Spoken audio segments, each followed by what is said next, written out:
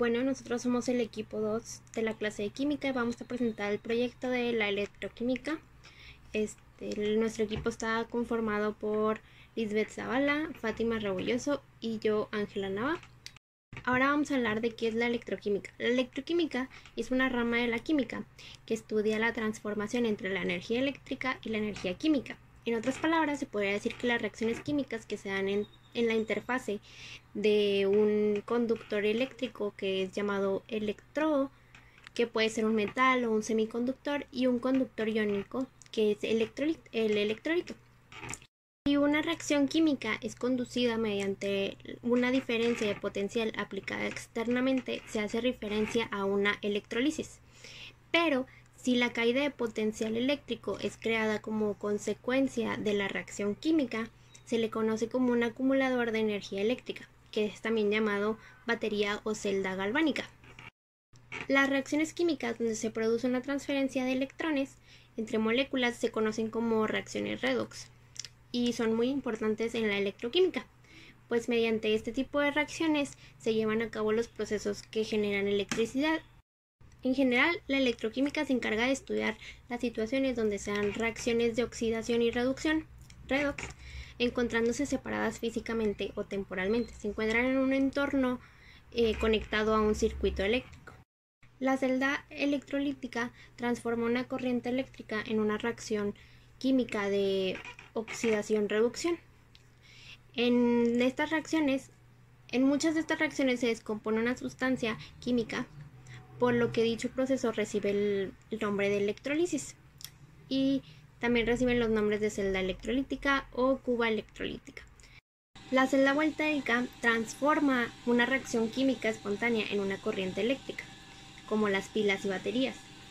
También reciben los nombres de celda galvánica o pila voltaica. En general, las reacciones electrolíticas son celdas y estas pueden ser galvánicas o electroquímicas, y las celdas galvánicas producen energía, pero en cambio las celdas electroquímicas consumen la energía. Pero las dos tienen en común que tienen una reacción redox.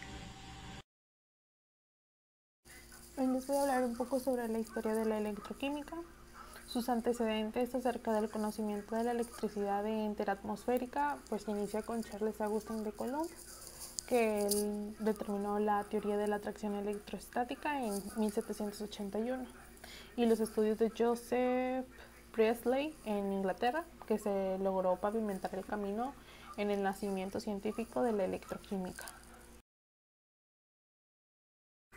Es durante que en finales del siglo XVIII, más o menos en la Ilustración, el anatomista y médico italiano Luigi Galvani marcó el nacimiento de la electroquímica, debido a su forma científica al descubrir el fenómeno que ocurría al pasar la electricidad por las ancas de rana, y nuevamente al tocar ambos extremos de los nervios empleando el mismo escapelo descargado.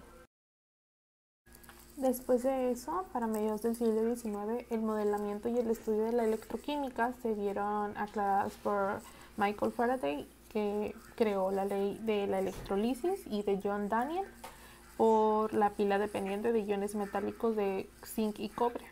Hacia finales del siglo, dicha disciplina comenzó a influenciar en todos los físicos y químicos, y pues era un campo tan importante como las teorías de conductividad y de electrolitos presentados por Svante August Arrhenius y Friedrich, y subsecuentemente en el modelamiento matemático de las baterías por Walter Hermann Nersnet. Y a partir del siglo XX, ahora sí, la electroquímica permitió el descubrimiento de la carga del electrón de Millikan, que ya lo hablábamos en algunas clases, y el establecimiento de la moderna teoría de ácidos y bases de Bronsted y Lowry, así como el estudio de disciplinas tan importantes como en las áreas de médicas y biológicas, con la electroforesis, desarrollados por Ernest Tiselius en 1937. Dichas contribuciones han permitido que en la actualidad la electroquímica sea emparente a temas tan diversos que van desde la electroquímica cuántica de Rivas de Gonades y hasta las celdas fotovoltaicas y quimioluminiscencias. Valoraciones, oxidación-reducción. Las valoraciones redox son técnicas de análisis frecuentemente usadas con el fin de conocer la concentración de una disolución, de un agente oxidante o reductor. En este tipo de valoraciones, que se basan en las reacciones redox que tienen lugar entre el analito o sustancia de la cual no conocemos la concentración y la sustancia conocida como valorante. A menudo, en este tipo de valoraciones, es útil el uso de un indicador redox, que cambia de color, para hacernos saber cuándo llega el final del proceso. Así, las sustancias que participan sufren un cambio de coloración que hace visible el punto de alcance del equilibrio entre el oxidante y el reductor. A continuación veremos una práctica relacionada con este tema. Para realizar la siguiente práctica necesitaremos una bureta de 50 ml, un vaso de precipitado de 100 ml, un soporte universal, un voltímetro, una placa de agitación, permanganato de potasio y cloruro de hierro. El primer paso a realizar es abrir el laboratorio de química en la práctica de valoraciones de oxidación-reducción. La plataforma te da por automático el vaso de precipitado con permanganato de potasio y la bureta ya instalada en el soporte con cloruro de hierro. Después pasaremos a abrir la llave de la bureta en toda su capacidad.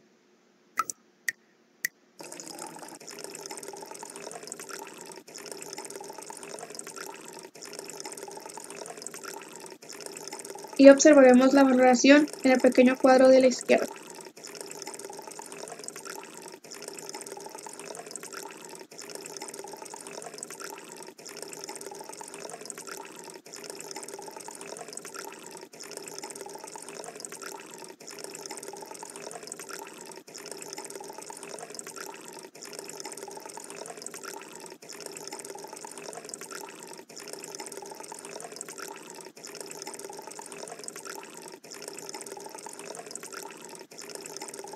Cuando veamos que la línea se acerque a 45 ml, cerramos por completo la llave de la bureta.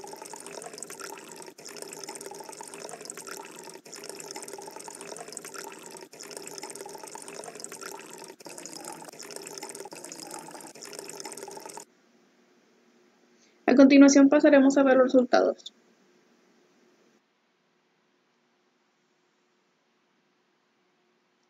Resultados.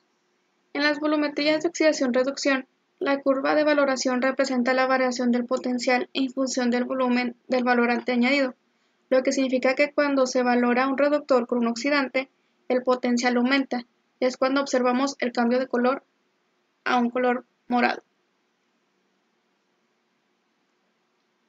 En la valoración de cloruro de hierro con permanganato de potasio se produce la siguiente reacción de óxido-reducción, donde se balancea la ecuación, y se observa que el permanganato de potasio se reduce a manganeso, por lo tanto es el agente oxidante, y el cloruro de hierro se oxida a óxido de hierro, por lo tanto es el agente reductor. Aplicación de la electroquímica. En México tenemos que la UNAM ha desarrollado en Toluca un tratamiento para tratar aguas residuales.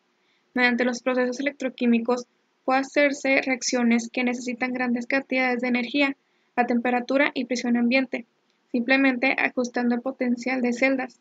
Puede utilizarse además la corriente eléctrica como agente oxidante en el ánodo de la celda y reductor en el cátodo. Así se dispone del reactivo fácilmente. También tenemos contaminantes emergentes de la industria farmacéutica. La oxidación anódica como tratamiento innovador, eficiente y económico, basado en la degradación oxidativa de los compuestos químicos, incluyendo recientemente productos farmacéuticos en el agua residual, a través de reacciones anódicas, donde la oxidación de los compuestos presentes se lleva a cabo en el ánodo y su reducción en el cátodo. A nivel mundial tenemos a la empresa Plástica Tecnologías e Ingeniería Sociedad Limitada, que es productora de plástico.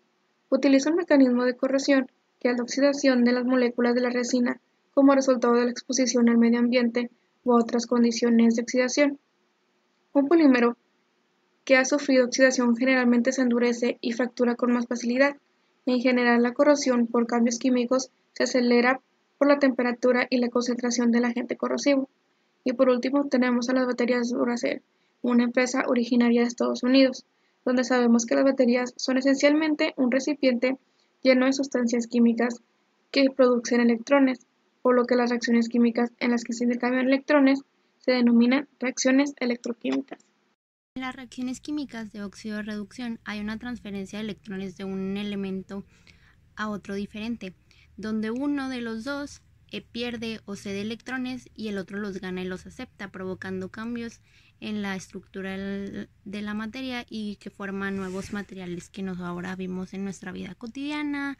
Para nosotros fue muy interesante hacer este proyecto por medio de el laboratorio virtual, ya que no teníamos la oportunidad de poder estar presencialmente. También hacerlo por medio virtual nos ha ayudado mucho, aunque nos gustaría más poderlo hacer en persona y conocer más sobre los elementos y cómo suceden todas estas reacciones.